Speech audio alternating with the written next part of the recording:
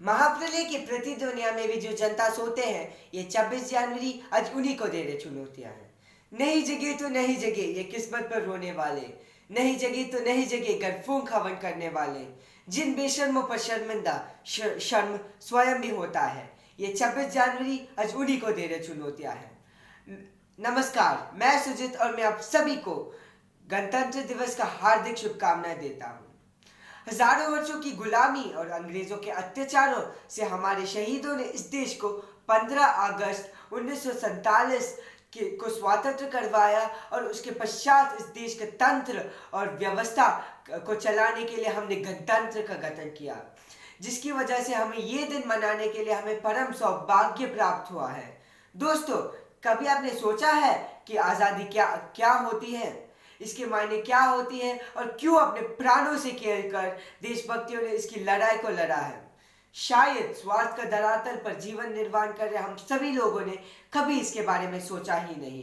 हम और आप स्वार्थपूर्ण जीवन जीते हुए कभी ये नहीं सोचते कि समाज के लिए, देश के लिए जिन्होंने अपनी जान तक कुर्बानी की दे दी, उन्होंने ऐसा क्यों किया होगा। हम बहुत से क्रांतिकारों की, महापुरुषों की जीवनी पढ़ते, लेकिन हम कभी ये नहीं सोचते कि उन्होंने ऐसा क्यों किया है देश के लिए। इसीलिए 26 जनवरी के दिन, 15 अगस्त का दिन हमें याद दिलाने के लिए होता है कि हम और आप देश और समाज के लिए जो प्राण न्यौछावर कर देने वाले के प्रति कृतज्ञता का भाव व्यक्त कर सके।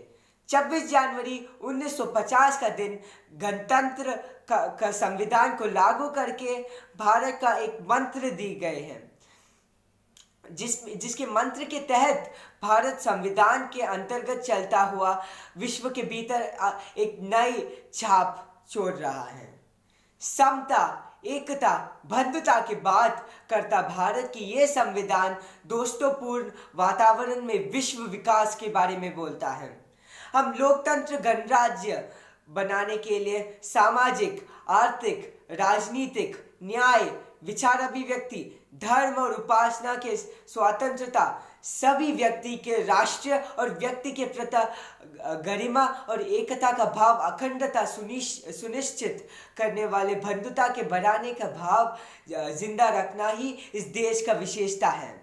मैं आप सभी से अनुरोध करता हूं कि इस देश का महत्व को समझकर भारतीय नागरिक होकर हम दुनिया के जिस भी क्षेत्र में जाए, वह इस संविधान का छाप हमारे स्वभाव में दिखाई देना चाहिए। एक बार पुनः आप सभी को गणतंत्र दिवस का हार्दिक शुभकामनाएं और इन्हीं पंक्तियों के साथ मैं अपनी वाणी को विराम देता हूं। वो जो कल बिस्मिल्लाह भगत अशफाक के सीनों में था, नौजवानों में भी वो जज्बा पुराना चाहिए। फिर यह टैगोर का गंजू फिजा में राष्ट्रगान, फिर वही इकबाल का कोमा तराना चाहिए। सजीशों से जो झुकना चाहते हैं, अब उन्हें और ऊंचा ये तिरंगा कर दिखाना चाहिए। धन्यवाद। जय हिंद, जय भारत।